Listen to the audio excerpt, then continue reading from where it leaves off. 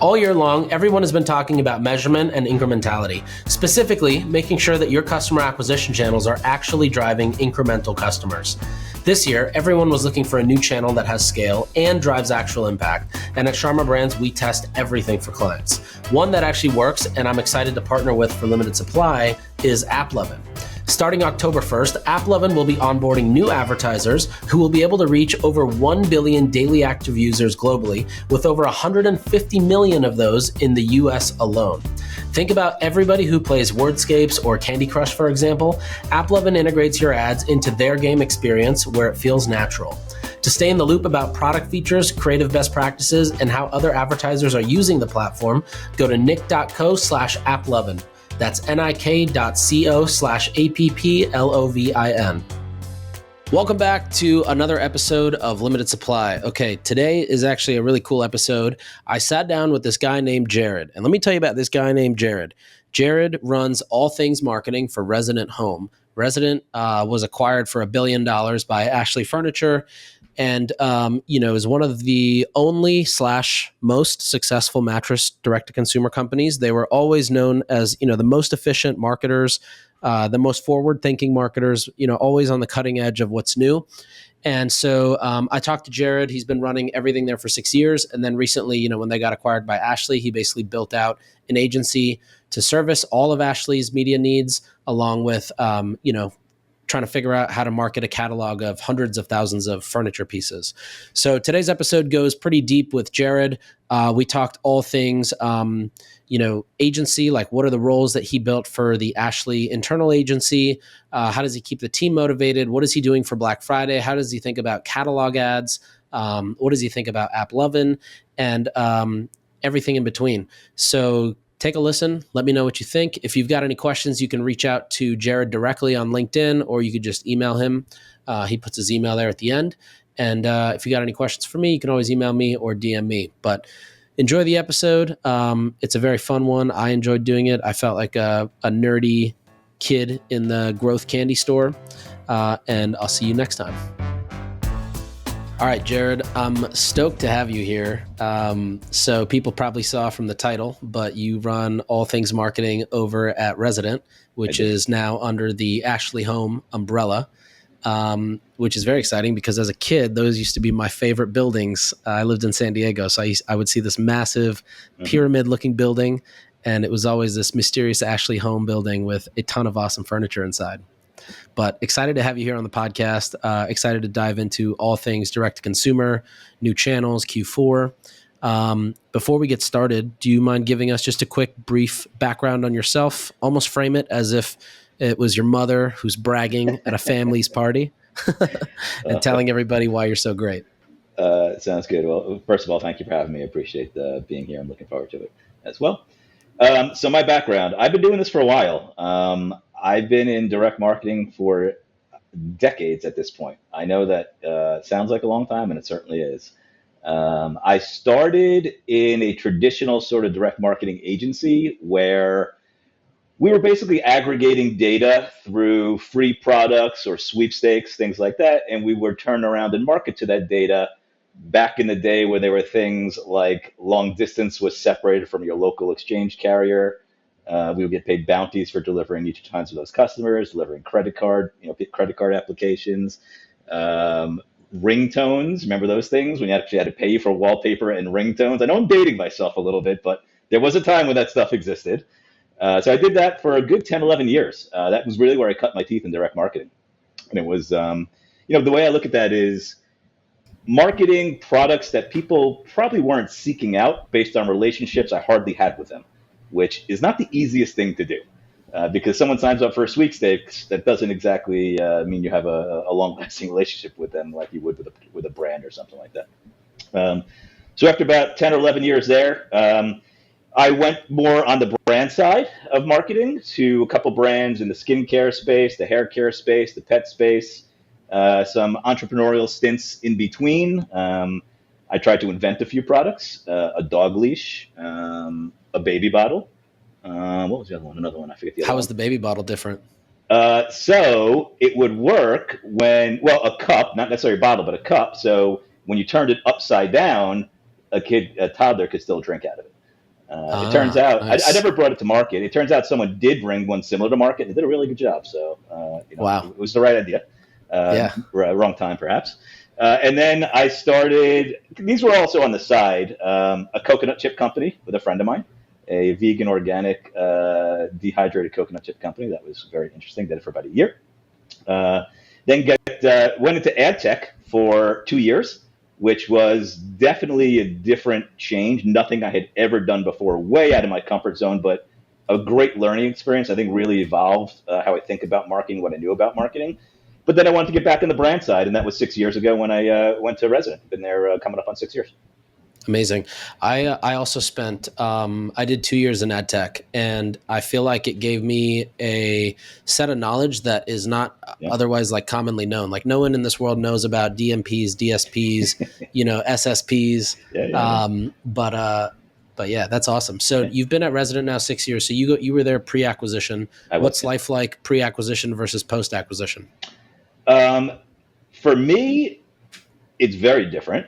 Um, well, I'll start with the company. So this really was, um, I'd like to say a textbook acquisition with respect to synergies between the two companies, where, I'd like to think that we're pretty good at marketing, and that is some of the functions that we've taken over for Ashley, and they're the best in the world at manufacturing and production and shipping big and bulky items, and that's what they're doing for us. So it is really, it really works. It's working out great because we're each able to focus on our areas of expertise at the company level.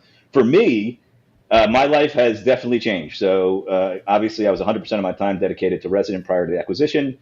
Post acquisition, I spent a good amount of my time. So I split my duties now between Resident and what I do for Ashley. On the Resident side, it's a lot of the same stuff. In charge of acquisition, CRM, creative optimizations and operations. And then on the Ashley side, I had to build an internal team to take over their marketing spend, what that they were spending via agencies. So that was definitely a different change, and we had to build it. Resident's a very lean company, so it's not like we had resources that we could just Right. pile all this work on. So I had to build the team as we were doing it, which was pretty challenging, to be honest with you.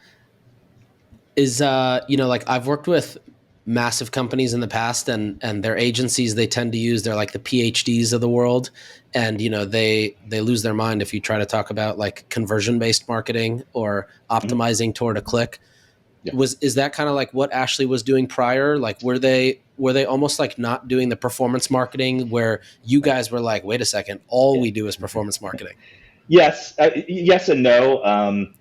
So what we wanted to do is wanted to come in, understand what was going on, be able to take over execution without changing much. Maybe making some smarter changes with respect to operations. There was a lot of inefficiency with how work was being done, but then kind of get our foot. It's a very complex business, way more complex than Resident. Mm-hmm. So we wanted to get our footing. We wanted to really understand the business, a little bit, and then start making changes to the media mix and optimizations.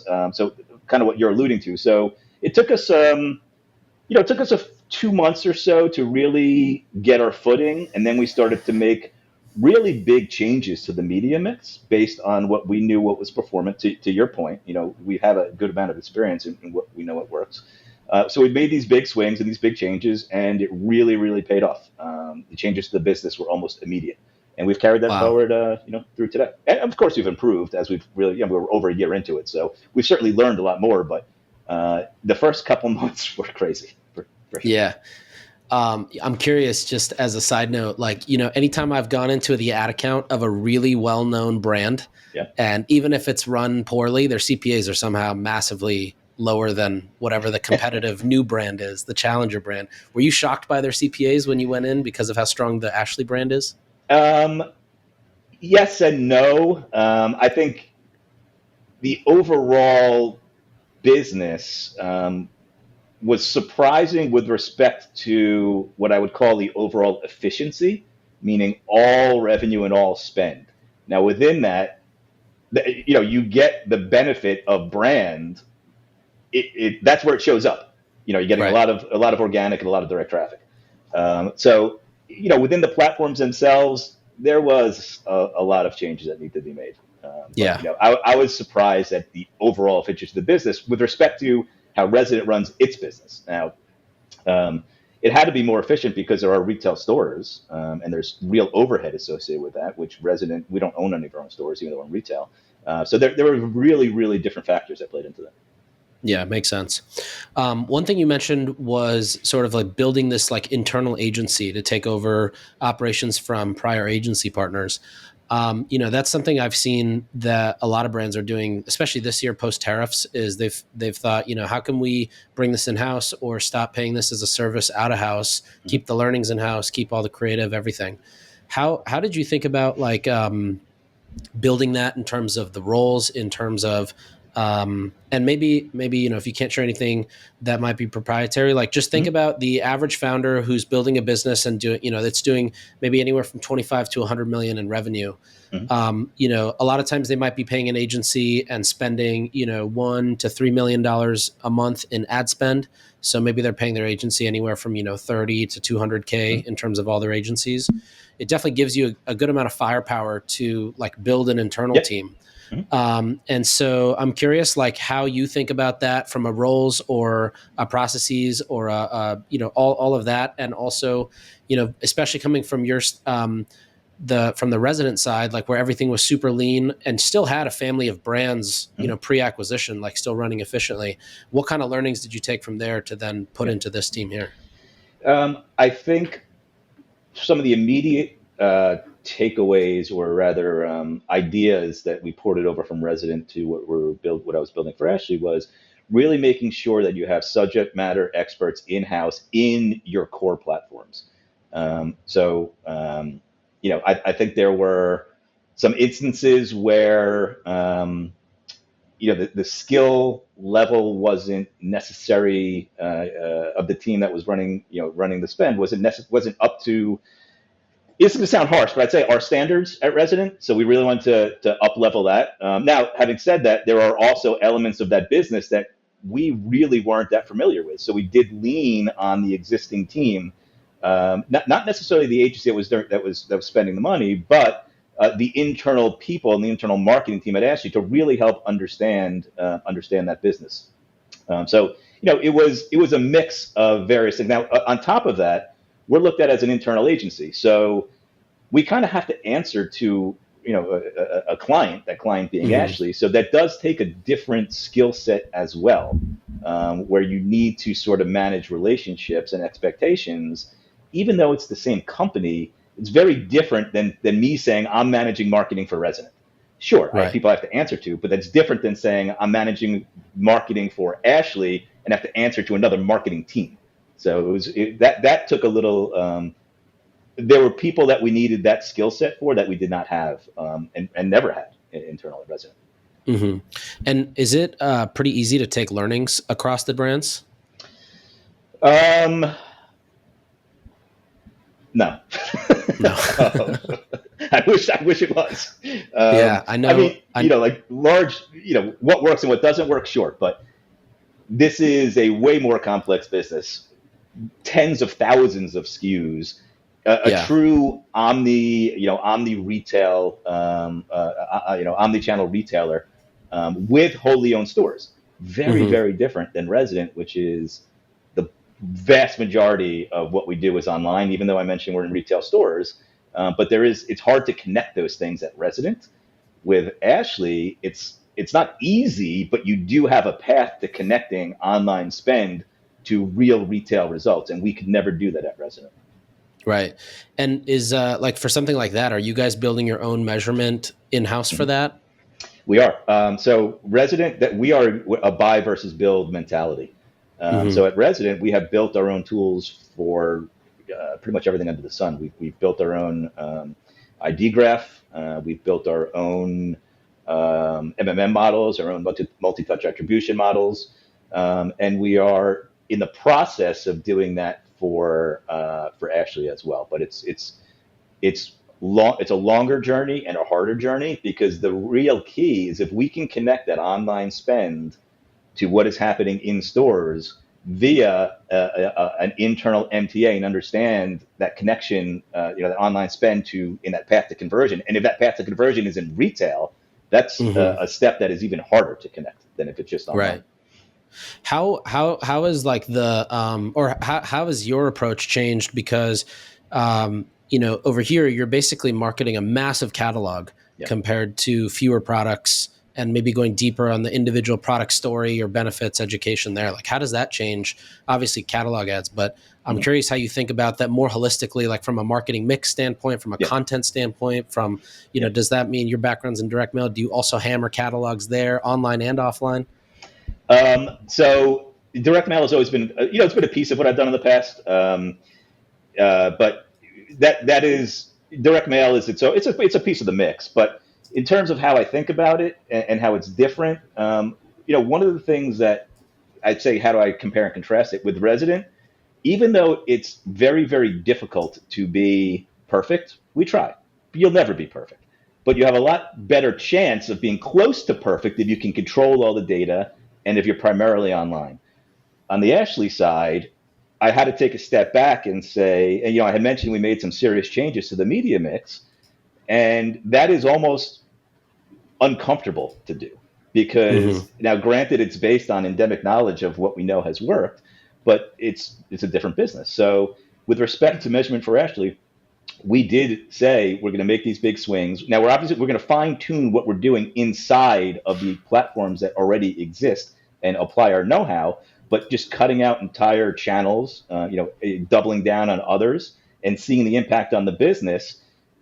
You know, sometimes don't overcomplicate it. Like if you make these Mm-hmm. changes and you're seeing the impact on the business, go with it. Like you don't have to worry about being perfect. And it's really, really different between how I think about that for Resident and how I think about that for Ashley. Yeah. How do you even handle like feed management? So we have a feed provider, Mm-hmm. and we work with the Ashley, the internal Ashley team. But there's so many complications. They have different pricing zones. At one point, I think there were 12. I think there's 4 now, or we're getting towards 4. That It's a means much different price for the same product. different price for the same product in different geographic regions, Got it. which it poses diagnostic issues in terms of trying to diagnose problems and solve problems because Google may think something is out of stock when it's really not, based on the region that it's showing or the region that the crawler's coming from. Mm. There is the catalog is always it's constantly changing as well. There's a lot of some third party products in there as well as wholly owned products, and then there's exclusive products. So it's a beast, and it's not something we really had a lot of experience with at Resident because it's a much smaller catalog. Yeah. So we work hand in hand with their team on that. One thing that just came to mind is like there's got to be, hundreds of thousands of automated email flows that are being pushed out to these people because you're again focusing on such a wide catalog. Mhm. I imagine a lot of it is dynamically populated based on browser behavior or user behavior actions. Can you speak a little bit to like how that gets done or how you guys think about lifecycle marketing with so many SKUs? So that's actually not an area that we have taken over for Ashley. We've really been focusing on acquisition and media spend and creative. Mm-hmm. Now, we did get involved a little bit early on just to advise a little, see how things were being done. And it is, like you said, it is very it's very different because at Ashley there really is a bigger opportunity to drive lifetime value. With Mm-hmm. Resident, of course, we'd want to sell people a mattress and then try and follow up and drive that LTV up with sheets, a bed frame, some bedroom furniture, some other stuff. But our business at Resident is spend money, get people to convert to buying a mattress, and everything on top of that is gravy. Now, of course, in that session, you upsells everything you can, and of course, there are repeat purchase flows at Resident, but at Ashley, it's much more important to the business because there are so many more rooms in the house than just the bedroom. And like you said, there are hundreds of thousands of SKUs where there is real relationship between those products. Right. You know me, I only like to share things that are tactical, practical, and actually work. So that's why I'm excited to talk about AppLovin today. You've likely heard of AppLovin, but let me tell you why it's an exciting ads platform too. Starting October 1st, AppLovin will be onboarding new advertisers and soft launching their self-service platform. That means that by October 1st, you'll be able to reach over 1 billion daily active users daily. This season on Limited Supply, I interviewed Miranda, who scaled in $1,000 a day ad spend to $70,000 a day in AppLovin ad spend. The channel actually has real scale. To stay in the loop about creative best practices, new product features, and see how other advertisers are leveraging the platform to prepare for October 1st, go to nick.co/applovin. That's nik.co/applovin. How have you guys started, or if you don't, or I don't know if you do you use AI much? If so, I'm curious how you guys leverage AI, whether it's just simple workflows or like using more agentic AI. So we are using AI at Resident on the creative side a lot. We have a very robust naming protocol for our ads because with selling mattresses or furniture, you can't really do A/B tests, ABC tests. You can't spend enough money because there's not enough signal on those cells. So what we want to do is understand the elements of the ads and what is working rolled up to those elements across everything. So if we parse out incoming data by room color, beats per minute of music, the angle of the mattress is something we test. Wow. So you parse that data out and then combine it and see what the trends are across everything. So understand at a broad level what's working. That naming convention is crazy.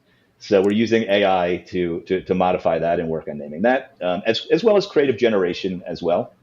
And there are some things I've used AI for recently. One of the major tent poles for, I think it was Memorial Day weekend, results were phenomenal, and I wanted to make sure that I knew as much of reason for why. So of course there is different platform changes year over year. There's different results year over year. There's different sales year over year. But I wanted to broaden that and see, is there anything that happened last year for Memorial Day weekend that was different from this year? And it turned out last year was terrible weather. So that was a reason why people were out and shopping this Memorial Day weekend, which I would not have thought of on my own. And I mean, it was a simple example, but it's sort of those off the cuff when it's not real regimented, like the creative stuff I mentioned. It's real just off the cuff and trying to ask questions and trying to explain some of the things that I may not know why things happen. Yeah, totally. Do you use like in that workflow of understanding the creative that's working or not? Do you also use AI's computer vision to to watch those videos and come up with those naming conventions? So we're starting to.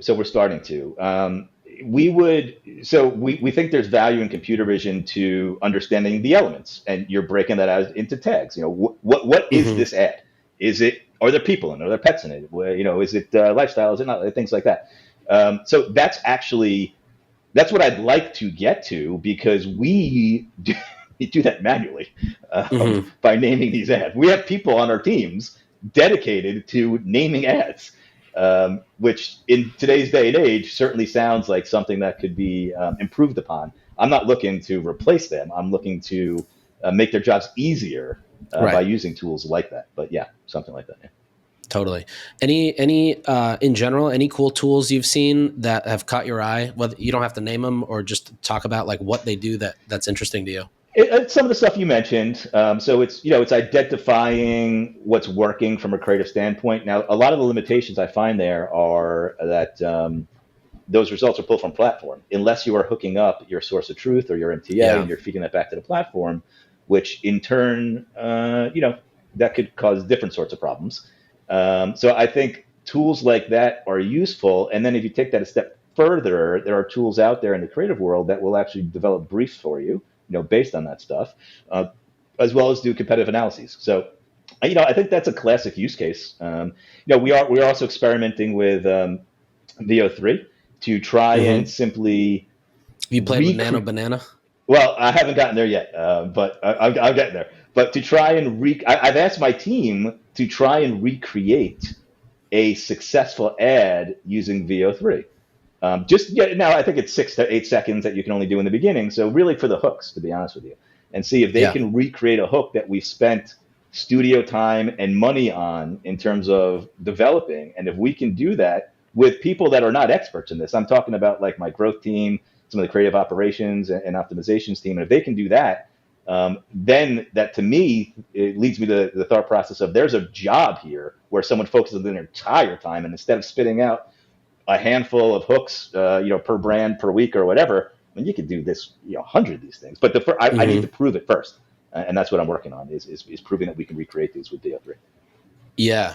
Two things you said that I loved. One is that workflow of like understanding ads that work, running that through, some sort of a model that understands what's working, what's not, and why, and then being able to write full on briefs that then get dropped in Slack is an amazing workflow that I love. Yep. And the second one that you just mentioned is now slipping my mind because I'm talking.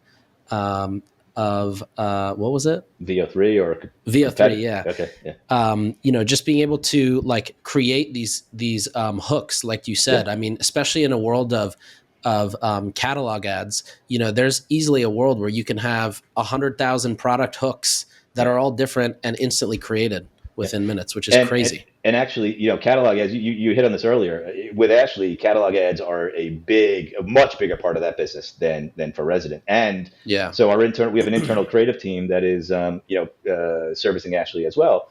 And we have made huge strides in coming up with, AI generated images or improving images via the tools that are out there, as opposed to just photo shoots. And it has made a huge difference in performance. But I mean, the implications of that, there's tens of thousands of these products that go into these feeds. Like if we can make those types of strides on all of those, that has huge potential impact. Yeah, totally. One thing I've seen that's pretty cool is using one of these LLMs to actually write the prompt that then goes into VO3 has made those even stronger, which is cool. But I'm shocked we don't see more like AI ads in our Instagram feeds yet. I remember I get ads for Jolie all the time, the filtered shower head, and they lean into it really hard. They'll have like the Vincent van Gogh painting with a Jolie in the painting, or Mona Lisa showering under a Jolie. I'm shocked more people haven't started using VO3 for their hooks, even if it's like taking a winning UGC and trying to find a hook that has a higher hook rate, Yeah, sure. Now, I mean, we talked about agentic for a second there, and I don't want to gloss over that. We are, someone in my team is actually strung together a bunch of agents. He calls it his creative robot, where he will have a prompt. That prompt then kicks off a series of agents. One is, I think, going out and seeing what's in the marketplace at this point in time for this type of competitor. Then it is coming up with the brief itself, and then headlines, storyboards, and ultimately like a full-blown script. And he walked me through it the other day. It was very impressive. And this is someone that hasn't had this experience in the past. So it was just dedication to making something work. And it's really, really, I mean, I'd love to be able to do some of the stuff that he's doing with it. And I will, but I got to find some more time in my day. Yeah, totally. Okay, amazing. I want to chat Black Friday. So you've got these two brands, Ashley with massive catalog and Resident with its own set of brands as well. How do you think about Black Friday for both? Or we can start with one and then move to the other. Well, for Resident, we think about Black Friday. The good thing about Resident is it's very process oriented, and as much money as we spend and as chaotic that may sound, we spend a couple $100 million a year in media spend, which can seem daunting and a lot going on, but we are so regimented in our processes where it's almost like a rinse and repeat, because obviously it's way more scale than traditional, what we call tentpoles via President's Day, Memorial Day, and Labor Day. And those are the holidays that people in America are conditioned to buy furniture and mattresses. So it's almost like a rinse and repeat. It's what's the creative strategy. It's when should you start spending in advance, because to know that that's going to pay off on the holiday itself. Like we know that we're going to be very uncomfortable with our efficiency metrics for the first, leading up to the holiday itself. But that'll all get right-sized as you get through the holiday. And that's, not everybody has, the intestinal fortitude to look at those numbers and say, oh yeah, it's going to get better. It's going to get better. But it always does. And we know that because of the processes we have. For Ashley, it's a little different because we are taking our cues from their brand team and their promo team with respect to what's going to be in market, what's the idea, what are the ideas, what's the promotion, and we're really, we're really executing a good portion of that, but we're taking our cues from them as opposed to, let's say, making our own offers or making our own, come to the table with our own. And of course we do, but it's those two things need to fit together, because you can't have what we're doing on our own and then what Ashley's doing on their own. Those things just won't work in the marketplace together. Totally. What channels are you going to be activating on for Black Friday this year? So for us, all the traditional digital channels, and then on the resident side of the business, over these tentpole holidays, we do activate connected TV. We're generally, we're usually not on connected TV until you get to one of these holidays, because the way I look at it is no one is really browsing a mattress site for the sake of it. Sure. It's not like I'm looking for a sweatshirt or a t-shirt or something, and I can go look at many sites and browse, and maybe maybe I'm interested, maybe I'm not. If you're on a mattress site, you need a mattress. So if, the week of when the tentpole happens itself, it's usually, for the current ones I mentioned, it's a 4-day holiday, from Friday to Monday. If someone has been on my site the prior week and has not purchased, and I can serve them a connected TV ad on a big screen TV in their living room, and they see that rather, and recognize that brand and say, hey, I was just on their site. Maybe there is something to this, then they can come to the site and buy. Now, that I deem that as marketing hygiene. Like, it's the right thing to do, even though that is very, very difficult to measure, especially in the landscape of spending millions of dollars per day over those 4 days. Because how are you going to pick out how did connected TV spend do? You're not. But Right. Just know that it's part of the mix, and that sometimes you just have to do the right thing, and it makes sense. Totally. I think AppLovin is one of your channels as well, right? Yeah. That you're scaling on. They're one of the partners this season. I'd love to know your experience with AppLovin. Specifically, I think you were one of the earlier ones to AppLovin too. So, they've obviously grown and developed the product a lot. They're about to come out with self-service shortly. But, when you were starting, there was no exclusions. I don't even think there was a UI for you to go into. You're sort of working through a client partner. I'm sure you were skeptical. Could you just talk a little bit about that and what then got you to, see the other side? I was so skeptical that I almost didn't have a job because of it. Now, that's, a little tongue in cheek, but my CEO, we had two CEOs at the time. One of them is no longer with us, but he came to me and he said, hey, check this out. This is a platform. It's AppLovin. I heard it's working well. It's ads in mobile games. Like, come on, man, that's not going to work. There's not a chance. I'll bet my job that we can't sell mattresses on ads in mobile games. And lo and behold, we were able to, much to my surprise. So I honestly was not expecting the results that we saw. And we had like you said, it was hand-holding to begin with, but the team was great. The services we got were great. The recommendations we got were great. There was an understanding of, while the platform shows us this, what are we seeing in reality based on those internal tools I mentioned? Because it does drive clicks, and we are very good at measuring platforms that drive clicks to our site and to our sites. So we were able to understand the relative performance of AppLovin to other core platforms that were in our media mix. And it kept growing and growing, and it's a pretty decent part of our mix right now. So we're thrilled with the results we get from AppLovin. Are you able to share what percent or what it competes with in terms of spend for other channels? Yeah, so we lump that into the bucket of paid social. Okay. And when we look at what we're doing, we're always benchmarking performance in a given time frame versus each other. I don't necessarily care what happened period over period. I don't care I don't have a goal for a platform. I know some companies operate that way and say, hey, my goal for Meta has to be 200% ROAS. My goal for AdWords has to be 300% ROAS, whatever the case may be. I don't really care what those are. I care how they do relative to each other, so that I'm able to spend on the platforms that are working at that given point in time. So for AppLovin, the percentage, the performance relative to other platforms, it started out great. And of course, as you scale, it's going to come down a little, as you would expect, but it's still a healthy part of the mix. And we really look at it as, if you want to think about like an index basis, like Meta is what we index all paid social against. So we say if we're spending X percent of our dollars on Meta, what percent of that should we spend on other social platforms?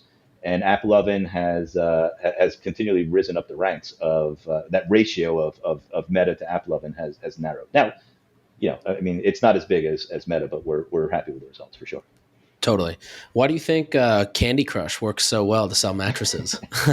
You know, that's one thing that I think is part of it is the creative is 30-second creative is not skippable. So the one thing we do with based on what they had told us and advised us on is one of the things we do is focus on the end cards, because if you can keep someone engaged for 28 29 seconds and then have an end card that really presents the offer in a compelling way, I think that's very different than some of the other platforms out there. You're not guaranteed to have someone see your ad on some of these other platforms. So it is different in that respect, and that is I do think that helps. I mean, it's a captive audience too. Yeah, and you feel like it was driving not the same audience as you would finding elsewhere, but incremental audiences. I think it was incremental because incrementality. Yeah, in a perfect world, everyone's doing incrementality tests at all given point in times, but it can't be done. That's impossible. There are platforms out there that say they can do that, and they just can't. So what we do is these tools I've mentioned we built are internal. For us, the importance for us in measurement is if you do an analysis and you make adjustments, do you get what you expected in that future cycle? If you do, great. Then your tools work, your analysis was correct. If you don't, then there's something wrong somewhere. So with respect to AppLovin and any channel, frankly, we are able to analyze a prior period, take a look at the results, and take a look at what a particular platform is doing versus other platforms. And if we want to say we want to increase spend by 2x, 3x, our tools would indicate that. And what do we see in the future? So with it, as opposed to incrementality, if for us, if everything converges to the same ROAS, which it won't, but the closer you get to that, if you can have 80% of your spend within 10% of the average, then that balance is right. So if I increase a platform by a big amount and that falls out of that index, if it falls lower than, let's say, 15% below the average, then something was wrong somewhere, or I increased spend too much. So with AppLovin, in this particular instance, we kept increasing spend. It kept staying in that range. Mm-hmm. So, it was, our analyses were predictive of what we expect in the future. Right. I'm curious, a bunch of advertisers are probably going to jump on October 1st and spend their first $10,000 or $50,000 on the platform. You mentioned creative has been one of the biggest levers for you guys. What are some recommendations or insights for those who are, about to start spending on this channel? I'd say focus on the end cards for sure. Think about that as the closer. It's almost the opposite of a hook. It's how are you going to close? And then from what we've seen, it's not as simple as porting all of your 9x16 creatives that work on Meta or TikTok or other platforms. That is easy to do, and you can do that. But I would say expand and use more creative, because I think it really rewards creative diversity and really picks up on what's working, quicker maybe than some other platforms. So I'd say diversity of creative, focus on the end card. Don't just assume that what's working on one and a particular social platform will work on AppLovin. Yeah, amazing. I'm actually really pumped to see how many brands take the leap and start testing it out. Mm-hmm. It's going to be exciting. Yeah. Last thing I wanted to chat through is more so around like teams. So you've been a part of the resident team for a while. You obviously run all of that. You've joined the Ashley team and have taken a leadership role there. I'm curious, like, how you think about just more, not necessarily tactical marketing, but like team motivation, keeping people inspired, excited. Any thoughts there, especially going into Q4 and the holidays, when it's essentially our Super Bowl. Yep. I'd say what's great about Resident, inclusive of the team that I built to manage the Ashley spend, everybody is of the same mindset. Everybody wants to perform. Everybody wants to kill it. We know, I don't remember when I had a holiday off. Like, we know we're working every single holiday, like the ones I mentioned: President's Day, Memorial Day, Labor Day, and of course Black Friday, Cyber Monday, and July 4th, to a certain extent. So if you don't have that mindset, then you're not going to be successful here. So it is a lot of like-minded people that are very driven and very smart and really, really want to see the impact of their performance and their effort on the business. So I think it starts with culture and mindset like that and attracting the right people. You can't hide at Resident. We are really, really lean. You cannot hide here. If you're not doing, if you don't think that way, it'll show up in your work. And if it shows up, if you're not, if your work product is not up to speed, it's going to show pretty quick. So, and then we're very, there's access to results, to data, to anything anybody wants under the sun. All it takes is some time and effort to figure it out and find it if a dashboard doesn't exist. And every day, people are checking results and the impact of their work, especially over those tentpoles and over those holidays. And we are, when I say every day, I mean, like on those holidays, every hour. I mean, we are across the world in terms of time zones where we work. I have people on my team from California to Tel Aviv. And the beauty of that is you're almost working 24/7. So when people are, you think about a race, people are taking the baton when their lap is over and someone else is taking it over. So it really is a mindset. People are really, really driven to do well, and Resident is amazing in terms of rewarding people that do well. And the company's been very successful, and I think people are very happy when they to work here. That's awesome. That the Tel Aviv hack is amazing. Like having a team that's overseas that can help cover nights and weekends. I'm surprised more brands don't do that. Or, even if it's not finding like top talent in Tel Aviv, maybe you find a small team in India that can help manage like ad spend over the weekend. That is. I think companies do try and do that. Now, our biggest office is in Tel Aviv. Our data and analytics team is in Tel Aviv. Our product and development, our website product development team is there as well. There's a lot of, I was talking about, driven and intelligent people across the org. In Tel Aviv, it's even more concentrated. Like everyone there I talk to, it's like, oh wait, I need to up my game here a little bit to deal with these guys every day. So that literally is our largest office in the world. So I go there once or twice a year, and there are people. Now it's interesting. The growth the growth sphere isn't as developed as it is in the U.S. with respect to performance marketers. So that takes time to find those people, but when you find them, they're phenomenal. What really sets us apart, I think, is our data analytics team, from data engineering to data scientists and data analysts. That are all based out of Tel Aviv. Yeah, I've heard they have the best Facebook reps too in Tel Aviv. So we work with the Meta team in Tel Aviv. We work, with the Google team in Tel Aviv, the TikTok team in Tel Aviv. We like to think I'd rather be a bigger fish in a smaller pond than a medium-sized fish in a really big pond. Yeah, 100% agreed. Yeah. Okay, amazing. Well, Jared, thank you for coming on. Sure. This has been fun. Thanks for letting me pick your brain and ask you a bunch of questions. Where can people find you or get in touch? I am on LinkedIn. I am, old enough that my profile is my name on a couple different platforms out there. So, I'm not that active on X. I browse. I don't really contribute that much, but people can always reach out to. They can find me if they want to via LinkedIn or my email at Resident. It's easy enough. Yeah. Amazing. Well, thank you so much for coming on, and we got to have you back. Well, I appreciate it. Thank you for having me. I'd love to come back.